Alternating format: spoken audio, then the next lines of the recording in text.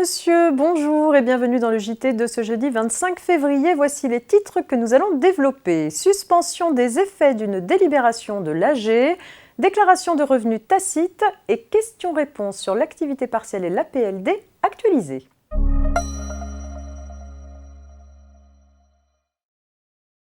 Il est question de la suspension des effets d'une délibération de l'AG en ouverture de ce JT avec l'affaire suivante.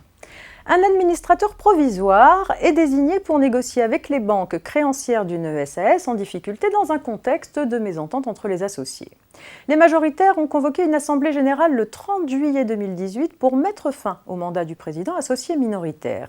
Ce dernier obtient en justice le report de cet AG après le terme de la mission de l'administrateur provisoire en octobre 2018.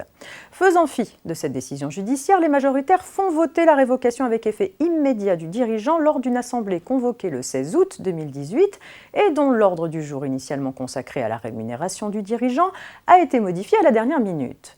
Le dirigeant révoqué demande au juge des référés l'annulation de cette décision. Selon lui, elle pourrait causer à la société un dommage imminent. Ce changement de gouvernance, décidé malgré le report ordonné par le juge au cours de la mission menée par l'administrateur provisoire pour négocier avec les banques, menacerait le maintien des concours bancaires. Mais l'annulation de la délibération est exclue, décide la Cour de cassation. Le juge des référés n'a pas le pouvoir d'annuler les délibérations de l'Assemblée générale d'une société, quand bien même ce serait pour faire cesser un trouble manifestement illicite.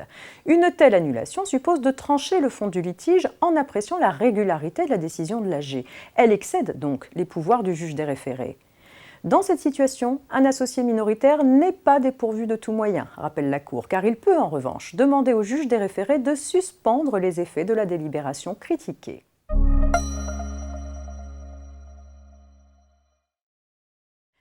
Fiscalité à présent. Vous le savez, tous les contribuables doivent en principe souscrire une déclaration annuelle de revenus. Cependant, depuis 2020, les contribuables pour lesquels l'administration fiscale dispose déjà des informations permettant de calculer leur impôt sont dispensés de déposer leur déclaration de revenus. Ils reçoivent alors un document spécifique leur permettant de bénéficier de cette procédure de déclaration tacite. Les cas dans lesquels la déclaration tacite est susceptible de s'appliquer sont listés par décret à partir du 31 janvier 2021. Le périmètre de la déclaration tacite est modifié. Ne peuvent plus en bénéficier les contribuables ayant déclaré des pensions alimentaires l'année précédant la déclaration de revenus. En revanche, les particuliers ayant signalé à l'administration une naissance, une adoption ou le recueil d'un enfant mineur l'année précédente peuvent désormais bénéficier de la déclaration tacite.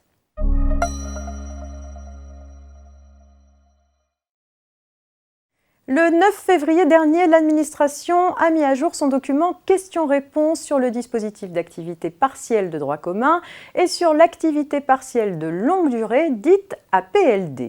Indépendamment des informations chiffrées et de l'intégration d'une série de mesures déjà connues, la mise à jour des questions-réponses apporte aussi des précisions nouvelles. À cet égard, l'administration prend notamment position sur le bénéfice ou non de l'APLD pour les salariés en contrat court. Elle relève que la nature temporaire des missions confiées aux salariés en CDD dit d'usage et en contrat saisonnier ne répond pas aux impératifs fixés par la réglementation de l'APLD.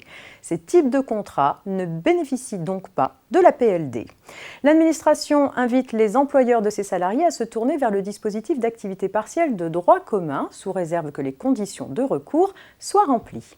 C'est la fin de cette édition. On se retrouve demain vendredi pour un dernier JT avant le week-end. Bonne journée.